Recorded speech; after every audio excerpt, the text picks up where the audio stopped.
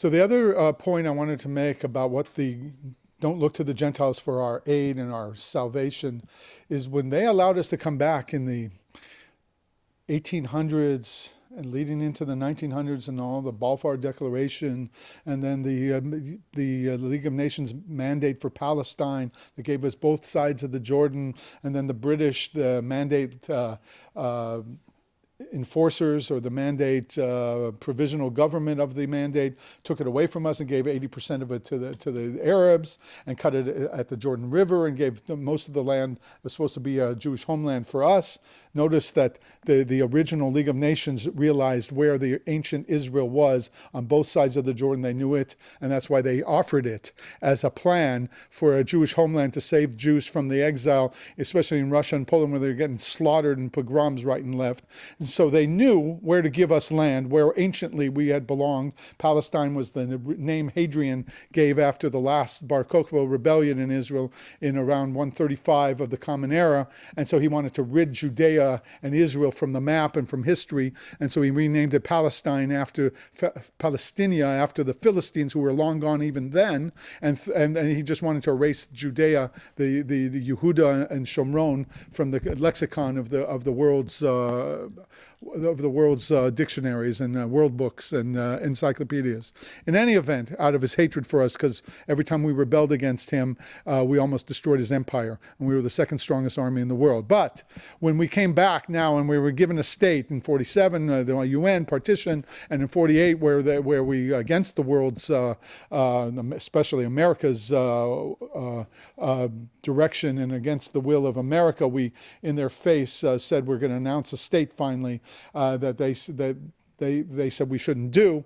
But bottom line is, they only gave, even after the Holocaust and even after slaughtering and standing by and watching the slaughter of 6 million Jews in World War II, they only allowed these kind of Jews to come back. Hellenist Jews, Jews that hate Torah, hate Judaism, hated everything that the Jewish people stand for. They weren't going to give Israel back to the tzaddikim, to the righteous rabbis, to the Vilna Gaons of the generation, like Rabbi Moshe Feinstein or Lubavitcher Rebbe, and they weren't going to give that back. So they gave it back to these people who were just as evil and wicked as them, and were going to do whatever bidding they told them to do and to do their will on the land. And this is the purpose of why we can't look to the Gentiles for help, because they're not on our side. They don't want Torah Judaism to survive. And it's so bad in Israel now that the leftists and the secular Jews, a lot of them, if not a majority of them, would rather see the Arabs overrun the land than Torah Judaism come full force back into power in the land. Mm-hmm. That's how sick and sad things have become, and tragic.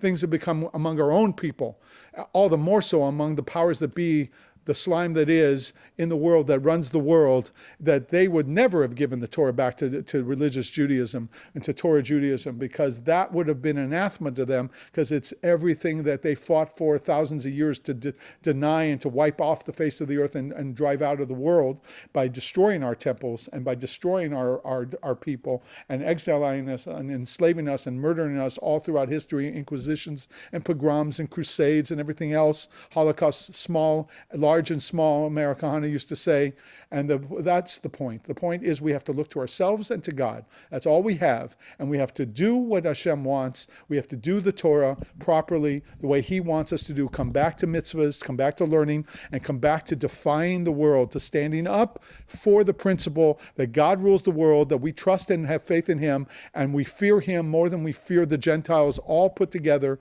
all the nations of the world and all their armies. And when we do this, Hashem is going to save us, He's going to redeem us, He's going to liberate us, and He's going to destroy all our enemies, whether they're in the American government, the British government, or the Arab governments. He's going to destroy whoever is trying to destroy us now. Make no mistake, this peace process is not about peace. This peace process is about destroying Israel and stopping Judaism from taking and coming back to power in full strength in our ancient biblical homeland. And to that, we have to stand up and be counted. And this is the time for all Jews to rise up, especially the Orthodox, the Jewish world, the Torah world that knows what Torah Judaism is. Rise up and reach for higher heights. There's a whole medrash I want to deliver on this at some point to explain what we're doing wrong. Despite our commitment to Torah and our arduous learning of Torah, we are making a tiny error that is really costing us the whole geula, the whole redemption, and we have to come back and understand this message in order to liberate our land and our people from this exile. Okay, is that enough? Want me to go more? Okay.